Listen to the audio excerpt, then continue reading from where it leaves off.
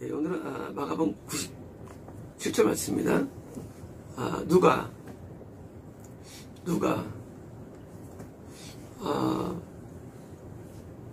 좀 재밌죠. 항상 있는 말씀 누가 뭐냐면 이제 그 등불을 켜서 이제 올린다, 구원이죠.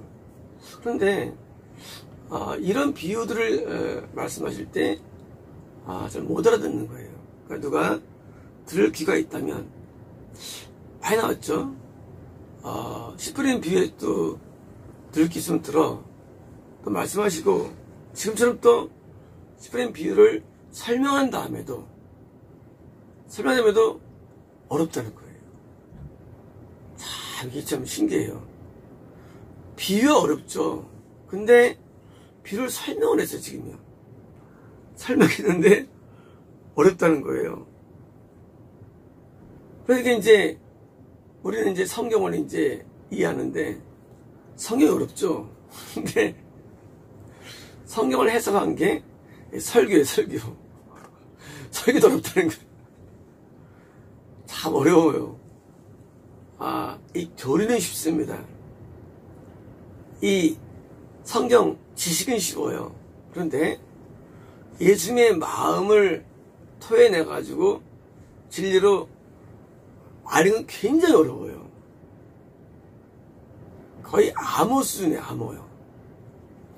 저도 성경을 이제 이게 이해할 때 옛날에 그 성경을 요약했어요. 마크로 바이블. 성경 전체를 제가 이렇게 제 책으로 만들었어요. 책자로. 깨달았거든요, 제가요. 출애굽기는 이거다. 레위기는 이거다. 신명기는 이거다. 룻기는 뭐다. 사무엘상 이거다 해가지고 줄거리 쓰고 저자, 그리고 내용, 결론 해가지고 만들어가지고 이 책을 만들어가지고요. 이 책을 내가 이제 가르쳐서 이렇게 내가 줍니다. 성경 이런 거야. 읽어봐. 만들었어요. 성경 쉽더라고요. 나중에 내가 이제 또 그것도 두꺼워요. 그래서 이제 좀 만든 책이 뭐냐면 마이크로 바이블. 그걸 이제 한 10페이지를 압축합니다. 그 마이크로 바이블을. 이거야. 해가지고 이제 그걸 또 했어요. 근데 그것은 지식이에요. 지식은요 되게 쉽습니다. 그거는 성경이 아니에요. 제가 그거를 나중에 이게 뭔가 회개하면 오는 거예요. 쉽게 말하면 성경을 요약해가지고 접속하면은 대놓고 있지만 대놓은 게 아무것도 없어요. 왜? 그 인간을 변화시킬 수 없는 겁니다. 인간을 변화시킬 수 없는 지식은요 아무 소용없는 거예요. 다시 말하면 성경은요 지식이 원래 아니거든요. 원래 성경은 지혜인데 지혜. 성경은 지혜인데 이거를 지식으로 만들어가지고 하면은 재미를 느낄 수 있습니다. 재밌다. 제자훈련 공부를 할 때 재미를 느낄 수가 있죠. 근데 뭐예요? 그건 지식이에요. 이 성경 자체가 엄청 어렵다는 사실을 이렇게 깨닫게 된 거예요. 나중에는요.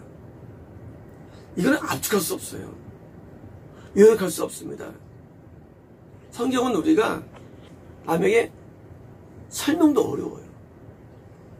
설교가 엄청 어려워요. 설교 봐요. 이 설교는요, 진짜 설교를 한다는 거는요, 설교도 내가 이거를 그대로 흡수를 해야 되고요. 설교 말씀을 성경으로요 흡수하고 그대로 이것을 방출하는 게 원래 설교거든요. 설교는요 그런 과정에서 성경의 예화도 있는 것이고요, 실생활의 예화도 있는 것이고요, 또는 이제 개인 경험도 있는 것이고요, 또 어떤 성령님의 어떤 특별한 어떤 점이 있는 것이고요. 그런데 이 설교가 너무 어려운 거예요. 왜? 이걸 어떻게 드러내는 거예요? 설교 말씀을, 성경 말씀을. 그래서 예수님조차도 내가 너에게 이제 설명을 다 했지. 이제 네가 맛있는데 이런 거야. 결론적으로 이제 옥토는 드디어 둥불돼가지고 나타나. 한때 하신 말씀이 그 다음에 이제 알아들었지가 아니에요. 알아들었지? 그게 아니라 누가 거기 있는 그 12명의 사도와 모인 자들조차도 뭐예요? 설명해 주려고도 너희 중에 누가 들을 귀가 있으면 들으라 그거예요. 왜요? 설교의 목적은 아는 게 아니기 때문입니다. 지금 이 네 가지 비유를 하실 때 이거 깨달아가니까 너희가 되어라 하죠. 너희가 옥토가 되어라 하죠. 등불이 되어라 하죠. 이건 안 되는 거예요. 등불은. 이건 너무 어려운 작업이에요. 아, 네 가지가 있어. 너 이건 이거야. 알게는 있죠. 근데 그게 목적입니까? 목적은 그게 아니에요. 목적은 네가 되어라예요. 근데 네가 되려면 들으면 되는데 네가 못 알아들으면 안 된다는 것이고 알아들으면 된다는 거예요. 알아들으면. 성경을 말씀을 이해할 때 우리는 성경을 지시로 해야지만 그렇지 않아요. 성경은요 내가 그렇게 되게 만드는 겁니다. 내가 진짜 들으면 되는 거예요. 못 들으면 안 되는 거예요.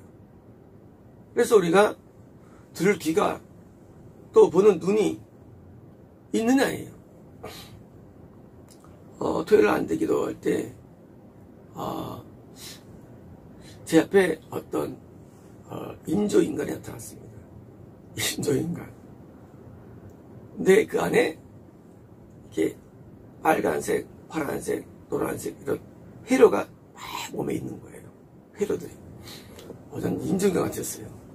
근데 거기에 귀가 보이고 귀에 막 회로가 막 연결되어 있고 눈에 보이는데 눈에 막 회로가 연결되어 있고 막 온몸에 회로가 연결되어 있는 거예요. 근데 이제 감동 가운데 기도하는데 통미도 하는데 이 말씀이 들어가요. 들어가는데 들어가면 이제 드디어 막 해가지고 막 몸이 막 연결돼가지고 이렇게 하나의 온 몸을 움직여주는 거예요.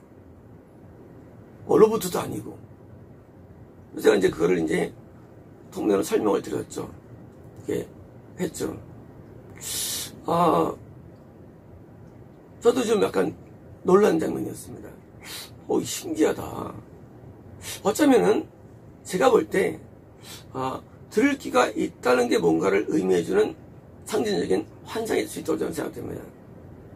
이게 우리는 육이 있고 그리고 이제 혼이 있는데 우리가 이제 들을 귀가 있는 사람은요, 이게 말씀이 들어갈 때 곡해되질 않는 거예요.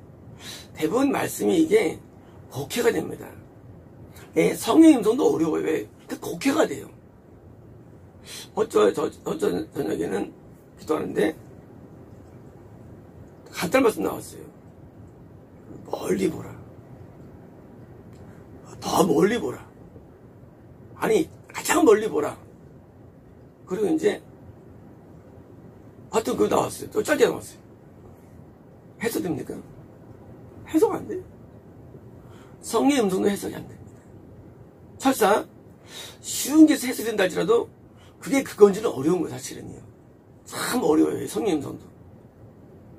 정확하게 넌 어디 가라 그러면 쉬운데 그게 아니고 대부분 성의 음성도 애매해요.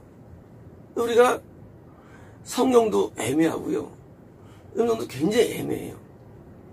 성령께서 이걸 만들 때 쉽게 쓰면 좋은데 있잖아요. 처음부터 쓸 때부터 이 길가가 이런 거야. 그게 않고 이상하게 비유로 하시고 심지어 그걸 풀 때도 약간 어려워요. 풀 때도 사단이 와서 좀 온다? 왜 어렸을까? 이제 설명해 주지. 왜 그럴까요? 예수 말씀대로 밖에 있는 자들은 비유로 되는 거예요. 반대로요, 성경은요, 성령의 음성은 하나님에게 예정된 자가 알아듣기 위해서 뭐예요? 두 번째 적입니다. 성령의 감동이 많이 있어야 되는 거예요. 성령의 감동. 말하는 자. 성경은 성령의 감동을 만들어졌어요. 설교도 성령의 감동으로 해만 이게 설교가 정확하게 전달됩니다. 세 번째 문제입니다. 뭡니까? 듣는 자도 성령의 감동이 와야만 정확하게 이해된다는 거예요. 그래서 어렵게 하시는 거예요.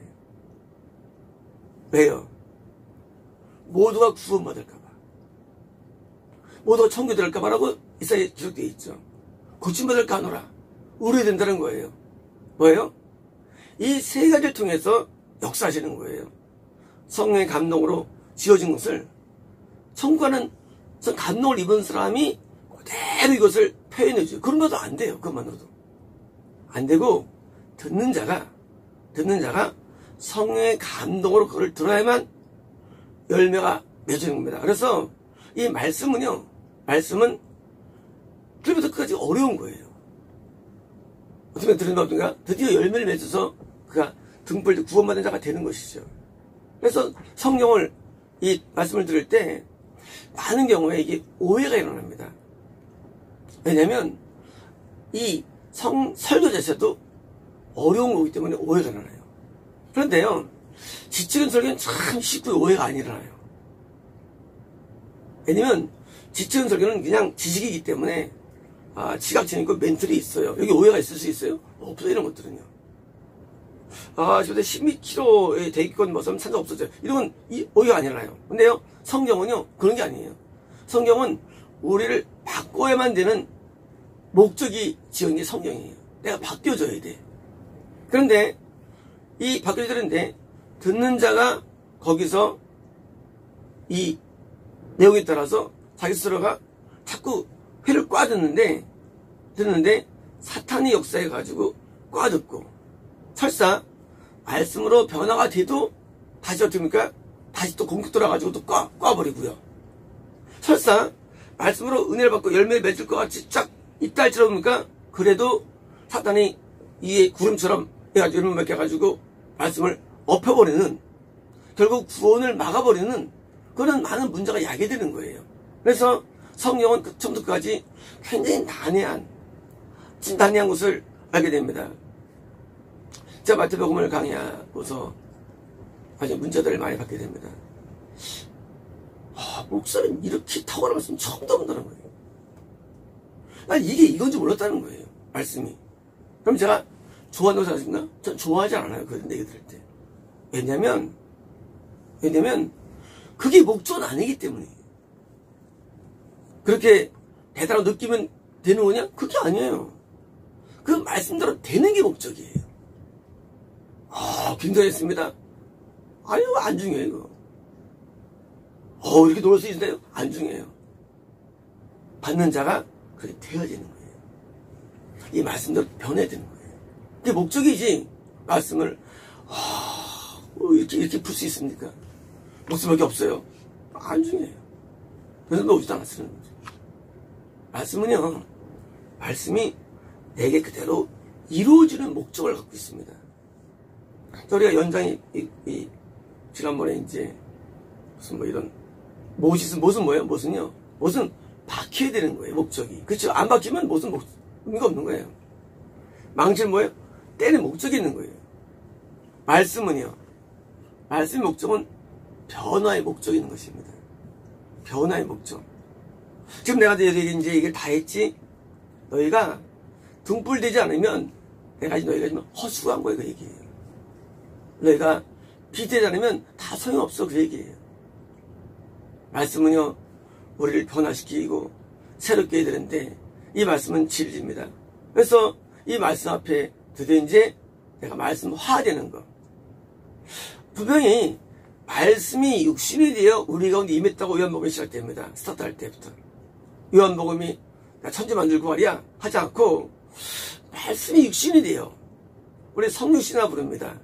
하나님이 육신이 되었다. 자, 예수님은 모든 믿는 자의 모형인데, 믿음이 뭐냐? 믿음은 이 하나님의 말씀이 나한테 육화된다 할까요?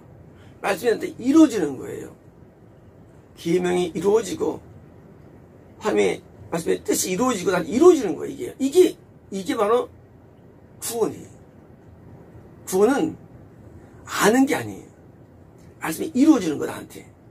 실제로 그 말씀대로 내가 더 이상 죄를 짓지 아니하고 더 이상 시험에 빠지지 아니하고 예수님을 그대로 따라가는 이 변화, 이게 예수님의 주장 똑같이 우리 일어나는 거예요. 그래서 예수님은 첫 모델, 형이 우리는 동생으로서 따라가는 거예요. 하나님께서는 말씀으로 천지를 만드셨고요. 그리고 말씀대로 예수님을 보내셨고 똑같이 자기를 따르는 모든 사람이 말씀대로 변화주는데 얼마큼 변화가 되느냐? 변화되는데 성경에 많은 모델들이 있죠. 여기 우리 창세기를 나오고 있죠. 리브가라는 사람이 부두엘이라는 아버지한테 엄마 밀가에 태어나죠. 여기 어떤 할아버지가 낙타 10마리를 데리고 우물가에 오니까 거기서 그 누구죠? 엘리에셀이 기도하죠. 하나님, 나 누구지 모릅니다. 그 낙타에게 물 먹이면 그 사람이 점점 믿습니다. 기도하는데 말 끝나자마자 이리 와가지고 이 이스라엘 우물은 이런 우물이 아니에요. 한 5m, 50m 정도 넓습니다. 가운데 샘이 있고요.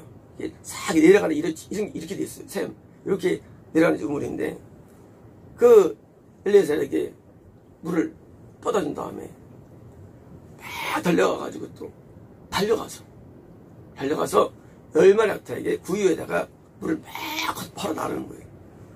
한 마리 낙타 보통 먹는 그 물의 양은요, 보통 한 뭐 5통, 10통 먹어요. 한 마리가 먹는 양이. 얼마나 변화됐으면 드디어 리브가는 구원의 자로 나중에 들어가죠. 이삭의 부인으로서. 나홀이라는 그 성에 그 기독교인들이에요. 순수한 히브리어 쓰는 기독교인들 가운데 그 중에서 리브가라는 한 명이 구원받은 거예요. 뭐 때문에? 변화가 되었기 때문에. 그 리브가의 오빠 라반은 지옥 들어가고. 이 말씀은요. 그리고 이런 말이 있습니다. 그렇다면 그가 하나님께 책만 받아왔던 사람입니다. 책 받아왔던 영호가. 리브가가 인생이 안 보이지만 어릴 때부터 오빠한테 잔소리를 듣고 엄마한테 잔소리를 들으면서 또 구전되는 하나님의 말씀을 들으면서 변화가 된 거예요. 내면세가. 그리고 이제 드디어 되니까 하나님께서 그를 구원에 일하는 이스라엘 백성 가운데 거기서 뽑아오는 거예요. 우리 이렇게 생각됩니다.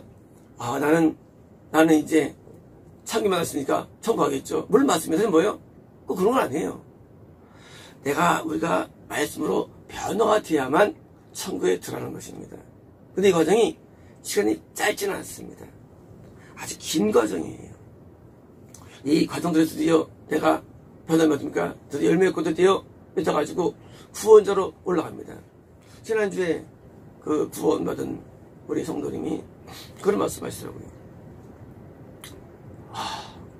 우선 너무 감사합니다. 나한테 늘 보내주셔서 너무 감사합니다. 이제 말씀하시는데 진심으로 말씀하시는 거예요. 물론 우리가 판정하는 구원이라는 것이 제가 이제 알 수 없죠. 저는 하나님만 하시는 건 솔직히 말씀으로 제가 이렇게 이해할 거고 판단을 해석할 뿐이죠. 하지만 저는 그렇게 믿습니다. 그렇게 믿는 거예요. 왜냐면 그 마음이 그렇다는 거예요. 마음이 온전히 변화가 된 거예요. 마음의 온전한 변화. 이 변화가 뭡니까? 이게 구원입니다. 온전한 변화.